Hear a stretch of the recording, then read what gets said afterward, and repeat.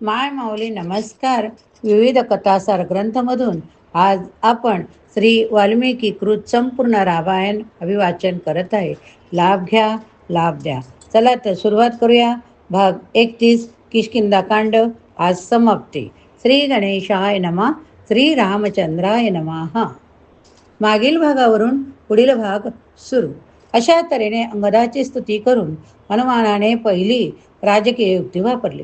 नंतर काय केले पाहिजे या बाबतीत वानरांमध्ये वाद निर्माण करून त्याने तिसऱ्या युक्तीचा वापर केला. शेवटी हनुमान अंगदाला दहशत दाखवीत म्हणाला, या गुहेत राहण्याची तुझी मूर्ख योजना तू अंमलात आणलीस तर तू नक्कीच संकटात सापडशील.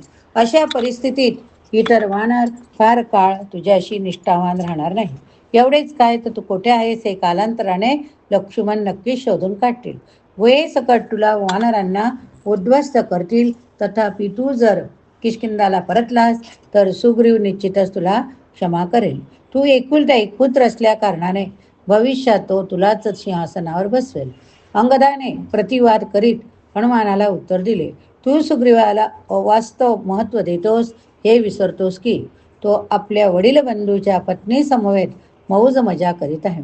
सुग्रीवाने रामांना दिलेल्या आपल्या वचनाकडे जाणीवपूर्वक दुर्लक्ष केले आणि केवळ लक्ष्मणाने धमकवल्यानंतरच काही कृती केली. म्हणून ज्याला परतायचे असेल त्याने घरी परतावे.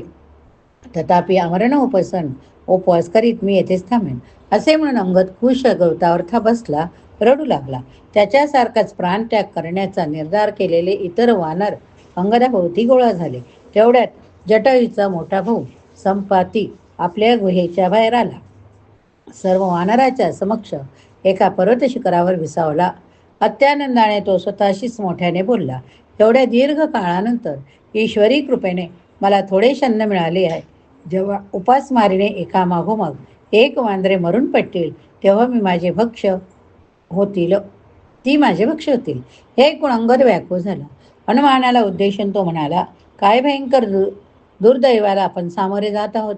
ही सर्व दुष्ट कैकईची करणी आहे. प्रथम तो जटायूच्या त्या महान आत्म्याच्या नाशास कारणीभूत झाली. नंतर वालीच्या आता ती आपल्या सर्वांच्या मृत्यूलाही कारणीभूत ठरेल. संपाती जटायूच्या मृत्यूची बातमी पहिल्यांदाच ऐकत होता, म्हणून तो विनवू लागला, कृपया मला माझ्या धाकट्या भावाच्या मृत्यूबद्दल विस्ताराने सांगावे. त्याच्या मृत्यूची बातमी ऐकून मी दुःखी झालेलो असलो तरी आपल्याकडून त्याचा गौरव ऐकून मला आनंदही झाला आहे. हे वानरे श्रेष्ठ, माझ्यावर आपण कृपा करावी. फार पूर्वी सूर्यकिरणांनी माझे पंख जळाले. आता मी उडू शकत नाही, तेव्हा कृपया ह्या पर्वत शिखरावर खाली यायला आपण मला मदत कराल का? काही क्षणापूर्वी संपातीने त्या वानरांना खाण्याची इच्छा व्यक्त केली होती. त्यामुळे वानरांना लगेच त्याच्या शब्दावर विश्वास बसेना. तथापि त्याने विचार केला, कोणत्याही परिस्थितीत आपण उपोषणामुळे मरणारच आहोत. त्यामुळे जरी ह्या प्रचंड गिधाडाने आपल्याला जिवंतपणे खाल्ले तरी एवढेच होईल की आपली दुःखे त्वरेने संपतील. तेव्हा वानर गेले. त्याने संपातीला पर्वत शिखरावर खाली येण्यास मदत केली. ते खाली येत असताना अंगदाने रामाच्या वनवासाची आणि जटायूच्या वीरमरणाची संपूर्ण कथा कथन केली. त्यावर संपातीने दाटलेल्या कंठाने आपला गतकाळ सांगितला. फार फार वर्षापूर्वी जटायू मला स्वर्गाच्या राजाला आव्हान देऊन आपले सामर्थ्य आजमावून पाहिजे होते. स्वर्गापर्यंत उंच उडत जाऊन आम्ही युद्धात इंद्राचा पराभव केला. त्यानंतर आपल्या यशाचा गर्व झाल्याने आम्ही अजून वर जायचे ठरविले. आम्ही जसे सूर्याजवळ गेलो तसे अत्यधिक उष्णतेमुळे जटायूला भोवळ आली. त्याला वाचविण्यासाठी मी त्याला आपल्या पंखाखाली घेतले, परंतु त्याने माझे पंख जळून गेले. मी कोसळून विंध्य पर्वतावर पडलो. अंगदाने मग त्याला मध्ये चढवीत विचारले, तू खरोखरच जर जटायूचा वडील बंधू आमचा हितचिंतक असशील तर आम्हाला रावण कुठे राहतो याची माहिती दे. संपाती उतारला, मी आपल्या आता म्हणून खूप वृद्ध झालेला आहे. माझे पंख जळून गेले आहेत. त्यामुळे मी या शरीराने रामाची सेवा करू शकत नाही, पण कमीत कमी माझ्या वाणीने मी त्याची सेवा करू शकतो. मला असे कळले की रावणाने एका तरुण स्त्रीला पळवून आणले होते आणि तिने राम राम राम राम असा धावा करीत आपले काही अलंकार जमिनीवर टाकले होते. मला माहीत आहे हा रावण राक्षसांचा राजा आहे. त्याची राजधानी लंका दक्षिण तटापासून 100 योजने दूर असलेल्या एका बेटावर बसलेली आहे. मी विनताचा अंश असल्याने माझी दृष्टी 100 योजनापेक्षाही दूर पोहोचू शकते.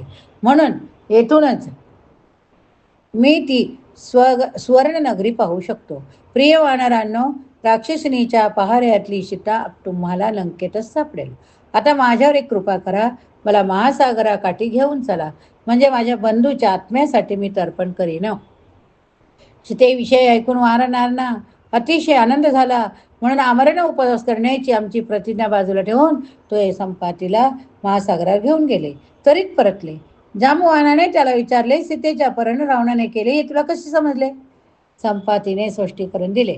माझे पंख जळल्यानंतर, मी विंध्य पर्वतावर पडल्यानंतर माझ्या पुत्राने सुपार्श्वनाने माझी काळजी घेणे, माझ्यासाठी अन्न आणणे सुरू केले. एकदा मी अतिशय भुकेलो होतो. सुपार्श्व रिकाम्या हाताने आला तेव्हा मी त्याची खरडपट्टी काढली. माझा पुत्र म्हणाला, आज मांसाचा शोध घेत असताना मला एक प्रचंड राक्षस हवेतून एका तरुण स्त्रीला घेऊन जाताना दिसला. तुमच्या भोजनासाठी मी त्या दोघांनाही घेऊन येणार होतो, पण त्या राक्षसाने मोठ्या मैत्रीपूर्ण स्वरात त्याला जाऊ देण्याची विनंती केली.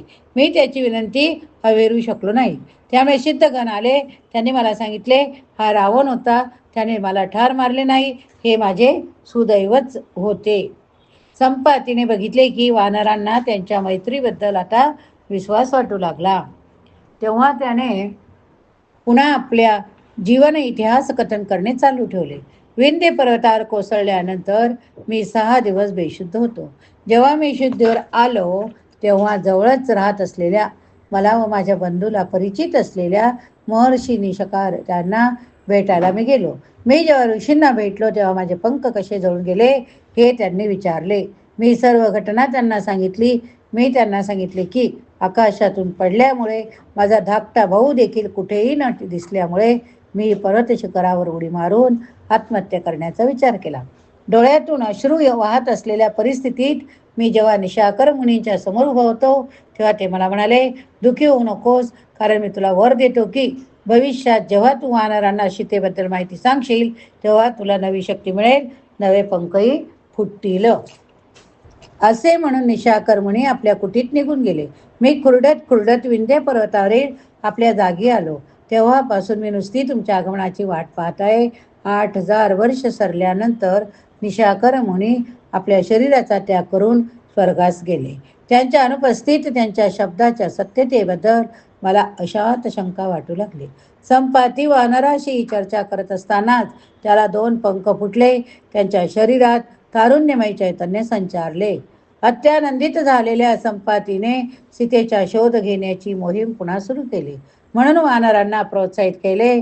संपाती आकाशात झेपावला तसे नव्या आशेने उत्साहित होऊन वानराने दक्षिणेकडे प्रस्थान केले. तथापि वानर जेव्हा महासागराच्या तीरी पोहोचले तेव्हा त्या अथांग सागराला पार करून लंकेत जाणे अशक्य आहे असे वाटून ते हताश झाले. अंगदाने वानरांना धीर देत म्हटले, निराश व्यर्थ आहे, कारण त्याने कोणतीही कृती पूर्णत्वास जात नाही. खरोखर निराश अपयशाचे मूळ आहे. ती विषारी सापा इतकीच भयानक आहे. आता रावणाच्या तावडीतून सीतेची सुटका करण्यासाठी तो 100 योजने दूर उडी घेऊ शकतो. त्याने कृपया पुढे यावे, म्हणजे सुग्रीवाच्या क्रोधापासून आपली सुटका होईल. अंगदाच्या आव्हानाला कुणीच प्रतिसाद देईना तेव्हा तो प्रत्येकाला ते किती लांब उडी घेऊ शकता ते विचारू लागला. काहींनी सांगितले की ते 10, 20, 30, 40 किंवा 50 योजनापर्यंत उडी मारू शकतात. मैत म्हणाला की तो 60 योजने दूर उडी मारू शकेल, तर दैविताने 70 योजने दूर उडी मारण्याचा दावा केला. सुशेषानाने जाहीर केले की तो 80 योजने सहज जाऊ शकेल. तर जांबवान सांगू लागला, पूर्वी माझी उडी मारण्याची क्षमता जवळजवळ अमर्याद होती, तथापि आता वयोवृद्ध झाल्यामुळे मी फक्त 90 योजने दूर जाऊ शकेन. फार पूर्वी वामन देवाने जेव्हा संपूर्ण विश्व व्यापले तेव्हा ते 3 पावले टाकत असताना मी त्यांना प्रदक्षिणा घातली. दुर्दैवाने सीतेची सुटका करण्यासाठी लंकेपर्यंत उडी घ्यायला मी आता असमर्थ आहे. शेवटी अंगद म्हणाला, कदाचित मी 100 योजने दूर उडी घेऊ शकेन, परंतु परत येताना दुसऱ्या वेळी मी तसे करू शकेन की नाही याबाबत मला शंका वाटते. जांबवान उतरला. मला खात्री आहे की तुमच्या सामर्थ्यावर तुम्ही 1000 योजने दूरही उडी मारू शकाल. तथापि तुम्ही या मोहिमेचे प्रमुख आहात. हे काम तुम्हीच पूर्णत्वाला नेणे काही योग्य वाटणार नाही. म्हणून प्रिय राजपुत्रा, दुसऱ्या कुणाला तरी हे काम करण्याची तुझी आज्ञा द्यावी. अंगद उतरला. कोण प्रमुख याने काही फरक पडत नाही. जर लंकेला मी किंवा इतर कोणीतरी जात नसेल तर आमरण उपास हाच आपल्यापुढे पर्याय असेल. म्हणून ते जांबुवान तुम्हीच महासागर पार करण्याचा मार्ग शोधून काढा. सुग्रीवाच्या क्रोधापासून आपल्या सर्वांचे रक्षण करा. यावर जांबुवान म्हणाला, काही काळजी करू नका. तो निश्चित हे अवघड कृत्य करू शकेल. अशा व्यक्तीला आता मी आव्हान करणार आहे. हे हनुमान, तू तर भगवान विष्णूचे वाहन असणाऱ्या गरुडाच्या तोडीस तोड आहेस. तू काही का बोलत नाही? या वानर श्रेष्ठाच्या कीर्तीचे मी आता वर्णन करणार आहे. ते कृपया लक्षपूर्वक ऐका. एकदा पुंसिक स्थळी नावाची श्रेष्ठ अप्सरा एका ऋषीकडे शापित झाली. तिने वानरराज कुंजराची पुत्री अंजना म्हणून जन्म घेतला. अंजना मोठी झाली. तिचे सौंदर्य अतुलनीय होते. ती आपल्या इच्छेप्रमाणे आपले रूप बदलू शकत असे. वानर प्रमुख केशरीशी विवाह केल्यानंतर अंजनाने एका मानवी रूप धारण केले. पर्वतातून भटकायला सुरुवात केली. सुंदर अंजनेला पाहून वायू आकर्षित झाला. वाऱ्याची शक्ती वापरून त्याने तिचे वस्त्रे दूर केले. जेव्हा वायूने अंजनेचा गोलाकार भरदार मांड्या, तिचे पुष्ट, छाती, इतर स्त्री सुलभ आकर्षणे पाहिली तेव्हा त्यांची इच्छा अनावर झाली. त्याने जबरदस्तीने तिला आलिंगन दिले. आपल्यावर आक्रमण करणारा कोण हे पाहू न शकल्याने ती ओरडली, एकच पती स्वीकारण्याच्या माझ्या शपथेचे कोण उल्लंघन करीत आहे? वायू उतरला, मी वाऱ्याची देवता वायू, मी शारीरिकदृष्ट्या तुझे पवित्रभंग केले नाही, कारण मी मनाने तुझ्यात प्रवेश केला. माझ्या कृपेने तू एका सामर्थ्यशाली पुत्राला जन्म देशील, जो मनोवेगाने संचारित माझ्या तोडीस तोड असेल. अंजना वायूच्या शब्दाने मुदित झाली. लवकरच तिने एका गुहेत हनुमानाला जन्म दिला. दुसऱ्या दिवशी सकाळी जेव्हा बालक हनुमानाने उगवते सूर्यबिंब पाहिले तेव्हा त्याला ते चकाकणारे फळ वाटले. ते मिळवण्याच्या इच्छेने त्याने आकाशात 3000 योजनाहून अधिक वर अशी झेप घेतली. पण सूर्याच्या तेजाने तो पुन्हा पृथ्वीवर फेकला गेला. तरी सुरक्षित राहिलेल्या हनुमानाने पुन्हा उडी घेतली. यावेळी या वानराच्या उद्धटपणामुळे इंद्राला राग आला. त्याने आपले व्रज भिरकावले. अशा तऱ्हेने स्वर्गाचा राजा इंद्राच्या वज्रघाताने हनुमान एका पर्वतावर फेकला गेला. त्याच्या हनुवटीच्या डाव्या बाजूचे हाड मोडले. खरे तर याच प्रसंगामुळे हनुमानाला आपले नाव लाभले, कारण हनुमान म्हणजे भंग पावलेली हनुवटी असलेला. आपल्या पुत्राविरुद्ध इंद्राची अशी अरेरावी पाहून वायू संतापला. तिन्ही लोकात वाहणारी हवा त्याने रोखली. यामुळे देवतागण खूप चिंतेत पडले. ब्रह्मदेवांना पुढ्यात ठेवून ते सर्व वायूला शांत करण्यासाठी त्याच्या स्थानी आले. केवळ वायुदेवांना संतुष्ट करण्यासाठी ब्रह्मदेवाने हनुमानाला युद्धात अजिंक्य होण्याचा वर दिला. इंद्र प्रसन्न होता. आपल्या व्रजाने वानरबळ मारले गेले नाही याचे त्याला आश्चर्य वाटत होते. म्हणून त्याने हनुमानाला इच्छा मरणाचे वरदान दिले.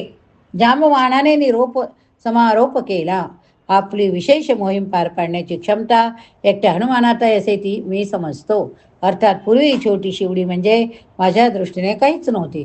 जेव्हा भगवान विक्रमाने बळीचे राज्य मिळण्यासाठी 3 पावले विस्तारले तेव्हा त्यांना प्रदक्षिणा घालण्यासाठी मी 21 वेळा ब्रह्मांड होती जे पावलो. जेव्हा देव दानवांना अमृत निर्माण करावायचे होते तेव्हा क्षीरसागरात टाकल्या गेलेल्या सर्व वनस्पती मी एकट्याने गोळा केल्या होत्या. तथापि आता मी खूप वृद्ध झालो आहे, म्हणून आता आपले शक्ती प्रदर्शन करण्याची हनुमानाची पाळी. असे गौरवपूर्ण शब्द ऐकून हनुमानाला अतिशय प्रोत्साहन मिळाले. मग त्याने प्रचंड रूपात आपल्या विस्तार करण्यास सुरुवात केली. सर्व वानरे हे बघून आनंदली. हनुमान आपली कीर्ती सांगू लागला, मी न थांबता मेरू पर्वताभोवती 1000 प्रदक्षिणा घालू शकतो. महासागराचे पाणी उडवून संपूर्ण जग जलमय करू शकतो. गरुड आकाशात उडत असताना मी त्यांच्या भोवती 1000 प्रदक्षिणा घालू शकतो. वाटले तर मी संपूर्ण लंका नगरी उचकटून दूरवर नेऊ शकतो. हनुमानाचे अभिमानास्पद उद्गार ऐकून समस्त वानर रोमांचित झाले. तथापि परिस्थितीच्या गांभीर्याचे त्याला जाणीव करून देते म्हणाले, तू परत येईपर्यंत आम्ही येथे का पायावर उभे राहू? आमचे जीवनच तुझ्यावर अवलंबून आहे. त्याचप्रमाणे सीतेला शोधून काढण्याच्या सर्व आशाही. हनुमानाने मग वानरांना सूचित केले की मी महेंद्र पर्वताच्या शिखरावरून उडी घेईन, कारण उडी घेण्यासाठी जो भार मला पृथ्वीवर टाकावा लागेल तो प्रचंड भार हा पर्वतच सहन करू शकतो. नंतर हनुमान निघाला. काही क्षणात त्या बलाढ्य महेंद्र पर्वतावर पोचला. हा पर्वत आपल्या हनुमानाच्या स्मरणीय उडीसाठी आधारभूत होता. या ठिकाणी आपले कांड समाप्त झाले. उद्यापासून आपण सुंदरकांड सुरू करणार आहोत. आत्तापर्यंत आपण किती कांड बघितले? 4 कांड बघितले. पहिले कुठले कांड बघितले आपण? बालकांड बघितले, नंतर अरण्यकांड बघितले, किष्किंधा कांड बघितले. आता आपण उद्यापासून सुंदरकांड प्रारंभ करणार आहोत. श्रवण केले तर श्री राम लिहायला विसरू नका. श्रीराम जय राम जय जय राम, श्रीराम जय राम जय जय राम, श्रीराम जय राम जय जय राम, श्रीराम जय राम जय जय राम.